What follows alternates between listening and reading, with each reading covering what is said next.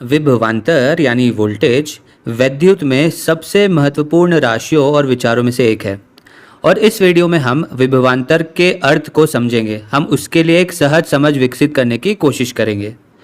इसका संबंध वैद्युत आवेशों की स्थितिज ऊर्जा से है, इलेक्ट्रिक चार्जेस की पोटेंशियल एनर्जी से है और यही हम यहाँ पर समझने की कोशिश करेंगे। हम कोई व्युत्पत्ति नहीं करेंगे यहाँ पर, हम सिर्फ विभवांतर का अर्थ समझने की कोशिश करेंगे।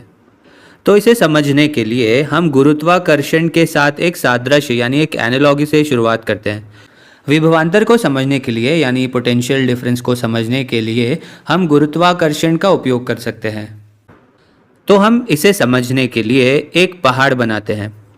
तो ये रहा बर्फ से ढका हुआ एक पहाड़ और हम यहाँ एक द्रव्यमान को रख देते हैं। m मास का एक पिंड है और इसे किसी तरह हमने पहाड़ी की चोटी के ऊपर पहुंचा दिया है। हो सकता है किसी स्की लिफ्ट के द्वारा या कोई पर्वतारोही है जो इसे यहाँ तक पहुंचा देता है। तो अगर हम इसे पहाड़ की चोटी पर रखते हैं और हम इसे छोड़ देते हैं, इसे जाने देते हैं नीचे, तो इसकी जो स्थितिज ऊर्जा है, इसकी जो पोटेंशियल एनर्जी है, वो गतिज ऊर्जा यानी काइनेटिक एनर्जी के रूप में बदलने लग जाएगी और जो द्रव्यमान है, जो मास है, वो पहाड़ी से नीचे लुढ़कता जाएगा और यहाँ पर कहीं पर आके रुक जाएगा।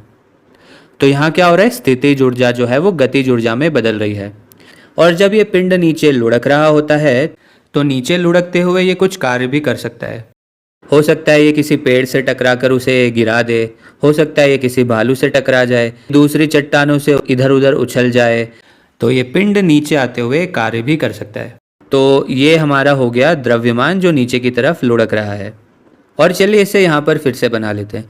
अब इस चित्र में हम विभवांतर के बारे में सोचने का तरीका देखते हैं। तो विभवांतर को हम पहाड़ की चोटी के रूप में सोच सकते हैं और इस बार हम यहाँ पर एक बैटरी लगा देते रख देते हैं, ये बस समझने के लिए है। तो ये हमारी बैटरी। तो एक तरह से बैटरी पर निर्भर करता है कि पहाड़ कितना ऊंचा होगा।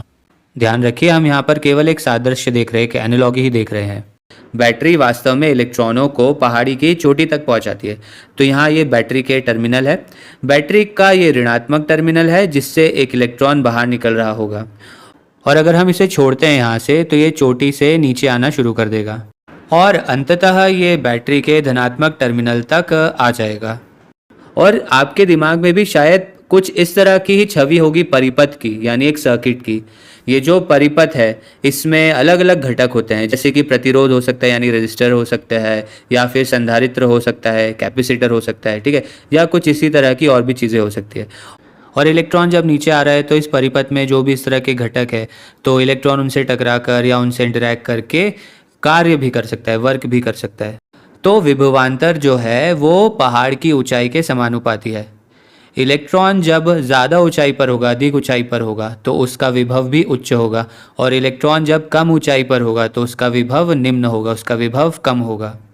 इलेक्ट्रॉनों को बैटरी द्वारा ऊपर से बाहर धकेला जाता है और रास्ते में कार्य करते हुए ये नीचे लुढ़कते जाते हैं और कुछ इसी तरह से हम अपने परिपथ को बना सकते हैं। हमारा जो सर्किट है उसको हम डिज़ाइन कर सकते हैं। तो हम बैटरी और दूसरे घटकों को खरीद कर अपना जो परिपथ है उसको बना सकते हैं और उसका अध्ययन कर सकते हैं। तो जब आप अपने परिपथ का निर्माण शुरू करते हैं तो ये विभवांतर के बारे में सोचने का एक अच्छा सादृश्य है। चलिए अगले वीडियो में मिलते हैं।